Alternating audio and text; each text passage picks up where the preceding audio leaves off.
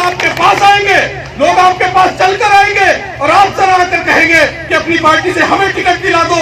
जब उन्हें यह एहसास कराओगे कि इस टिकट के ऊपर, इस बैरिस्टर असदुद्दीन ओवैसी के फोटो पर, इस बैरिस्टर साहब के पतन के निशान पर ये तमाम लोग वोट करेंगे, तो आप देखना कि इंशाअल्लाह वो लोग आपके पास चलकर आएंगे। और जो हाथ इस कौम का 70 साल से ये था, इस कौम का वो हाथ ऐसे होगा। ये कौम बांटेगी, आप टिकट दोगे, लोग तलाश करेंगे।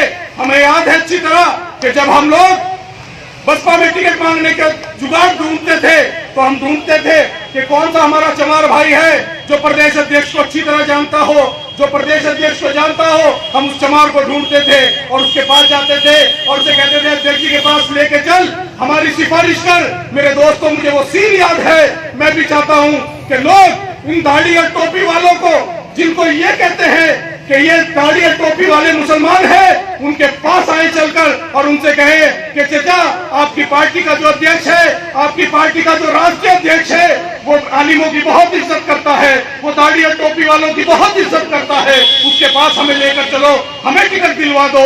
मेरा मकसद ये है, मजलिस का मकसद ये है कि आप लोग अब बांटना सीख लो, अब मांगना बंद कर दो। अब मांगेंगे तो सिर्फ अल्लाह से मांगेंगे, अब बंदों से नहीं मांगेंगे, अब बंदों को बांटेंगे। और अल्लाह की मदद तब आती है जब आदमी बांटता है। अल्लाह की मदद कभी भीख मांगने वाले पर नहीं आई। अब पूरा इतिहास उठा लो अपना, अल्लाह के नबी की जिंदगी से लेकर अब तक, अगर किसी मांगने वाले पर, भीख मांगने वाले पर, दुनिया से मांगने वाले पर अल्लाह की मदद नहीं आ सकती। अल्लाह की मदद उसी से आएगी जब अल्लाह से मांगेगा और कौम की, मखलूक की खिदमत का काम करेगा। मखलूक चाहे कोई भी हो, कमजोर चाहे कोई भी हो, कमजोर चाहे हिंदू हो, मुस्लिम हो, सिख हो, ईसाई हो, बहरहाल इंसान हो, आप अगर उस कमजोर की मदद करोगे तो इंशाअल्लाह अल्लाह की मदद आएगी। जहां हमने आज तक अपनी जिंदगी में सिर्फ 2 काम किए थे, आज हम लोगों को फिर जहन हमारे बदले हैं, क्योंकि हमारी मजबूरी थी। हमारे पास कोई पार्टी नहीं थी, हमारे पास लीडर बहुत बड़े बड़े आए। मौलाना अबुल कलाम आजाद बहुत बड़े लीडर थे, डॉक्टर जाकिर हुसैन बहुत बड़े लीडर थे मेरे दोस्तों। लेकिन मजबूरी क्या थी?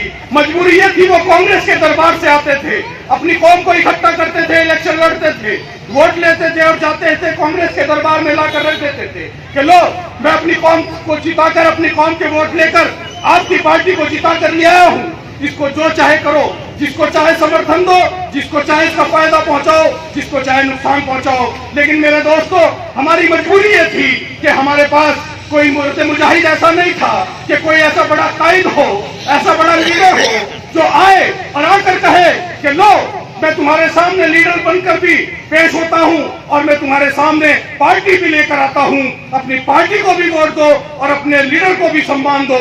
ऐसा कोई अब तक नहीं हुआ था। अब पहली बार एक ऐसा शख्स आया है जिसका नाम बैरिस्टर असदुद्दीन ओवैसी है। वो शख्स आज वो मर्द मुजाहिद आपके सामने पार्टी भी लेकर आया है और आपके सामने वो अपने वोट की और पतंग का निशान लेकर आया है और आपको बताने आया है।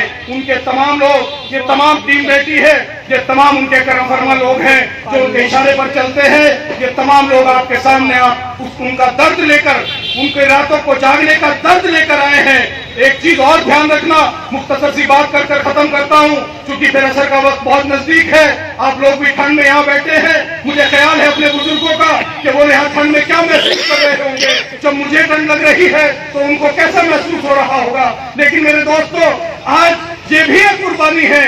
और एक चीज ध्यान रखिए कि आज तक जिसने अपनी कौम की बात की, अल्लाह ने उसे कभी छोटा नहीं होने दिया, अल्लाह ने उसका कद बुलंद किया है। और जिसने अपनी कौम की बात नहीं की, उनका उदाहरण मैं आपको देता हूँ। आजम खान समाजवादी के बहुत बड़े नेता थे, लेकिन आजम खान ने कभी कौम की बात नहीं की। आजम खान साहब ने समाजवाद की बात की। आज कहाँ है आजम खान? नसीरुद्दीन सिद्दीकी साहब बहुत बड़े लीडर थे बहुजन समाज पार्टी के, लेकिन कभी मुसलमान की कौम, नसीरुद्दीन सिद्दीकी साहब 40 साल तक गुलाम नबी आजाद ने कांग्रेस की गुलामी की, कांग्रेस की बात की, कौम की बात नहीं की। आज कहाँ है गुलाम नबी आजाद? ये कहकर दोस्तों, यही वो कांग्रेस है। हमें सब बातें याद है, हम भूलेंगे नहीं। लेकिन मेरे दोस्तों, अगर अल्लाह ने किसी का कद बुलंद किया, आज नरेंद्र मोदी जी प्रधानमंत्री हैं, उन्होंने कभी मुसलमान की टोपी नहीं लगाई, मुसलमान से वोट नहीं मांगा। हम तो अल्लाह वाले हैं, हमारे पास अल्लाह की मदद क्यों नहीं आई? क्योंकि हमारे में कोई खड़ा ही नहीं हुआ जिसने अपनी कौम की बात की हो। मोदी जी खड़े हुए, उन्होंने अपनी कौम की बात की और उन्होंने हिंदू हिंदू हिंदू की बात की, तो उनके पास मदद आई। आज प्रधानमंत्री हैं, अटल बिहारी वाजपेयी ने अपनी बात की, अपने समाज की बात की, अपने कौम की बात की, प्रधानमंत्री बन गए। हमारे यहाँ कोई क्यों नहीं बन सका? क्योंकि हमारा कितना भी बड़ा लीडर हुआ, गया कांग्रेस में तो कांग्रेस की बात की, सपा में है तो समाजवाद की बात की, बसपा में है तो बहुजन समाज की बात की, लेकिन कौम की बात नहीं की। सिर्फ अपना जाति मफाद तो हल हो सकता है। आप किसी के घर पर चले जाओ, ये किराए के मकान है आपके लिए, इनका जाति मकान नहीं है ये आपके। आप किसी भी किराए के मकान में रह लो, किराएदार रहोगे, लेकिन मजलिस आपका जाती मकान है। ऑल इंडिया मजलिस इत्तेहादुल मुस्लिमीन आपकी जमात है, मजलिस आपका जाती घर है, मजलिस आपका सियासी घर है। अपने घर में आओगे, अपने घर में रहोगे, तो मेरे दोस्तों, जब अपने घर में रहता है आदमी, उसकी इज्जत अलग होती है, और जब किराए के मकान में रहता है तो उसकी इज्जत अलग होती है। आप सब लोग जानते हैं कि हमारे लिए ये पार्टी किराए के मकान थे, अब आपका मकान आपके पास है, आपकी जमात आपके पास है, मजलिस आपकी सियासी पार्टी है, सियासी लीडर आपके पास है, जिसका कोई जवाब नहीं है, जिसका कोई नेमुल बदल नहीं है।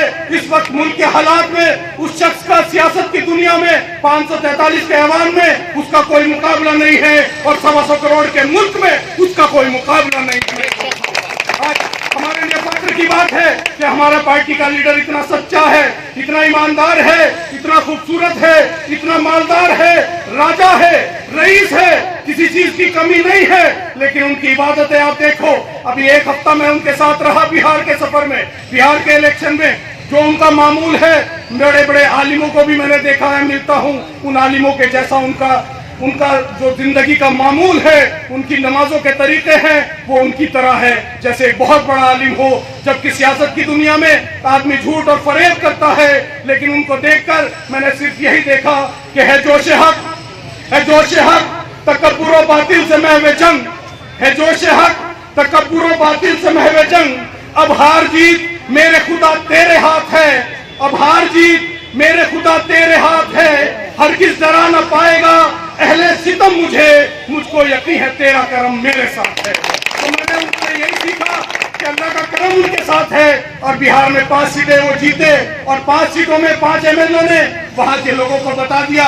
मेरे दोस्तों, सीमांचल में लड़ाई लड़ते हैं वो सदन के अंदर, सीमांचल की लड़ाई लड़ते हैं वो। सीमांचल में सिर्फ मुसलमान नहीं रहते, सीमांचल में हर समाज के लोग, हर बिरादरी के लोग, हर कौम के लोग रहते हैं। उन सब की लड़ाई लड़ते हैं, उनके मुआवजों की बात करते हैं, उनको फायदा पहुंचाने की बात करते हैं। जिनके तन पर कपड़े नहीं है, पैरों में चप्पल नहीं है, उन बच्चों के लिए आपको एक वाकया सुनाकर अपनी बात को खत्म करता हूँ। एक जगह प्रोग्राम था, एक 22वीं विधानसभा थी, 22वीं विधानसभा का प्रभारी मुझे बनाया था, और एमएलए साहब जाफर भाई नामपल्ली से विधायक हैं, हैदराबाद से वो और मैं दोनों थे।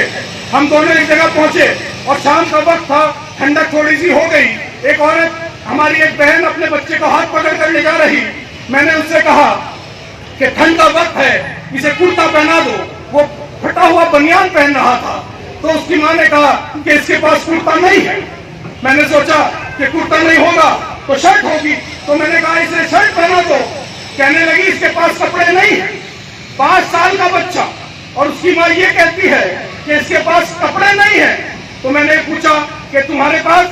कहने लगी मेरे पास भी एक ही साड़ी है, मेरे पास भी एक ही साड़ी है। तो मैंने कहा कपड़े कैसे बदलते हो?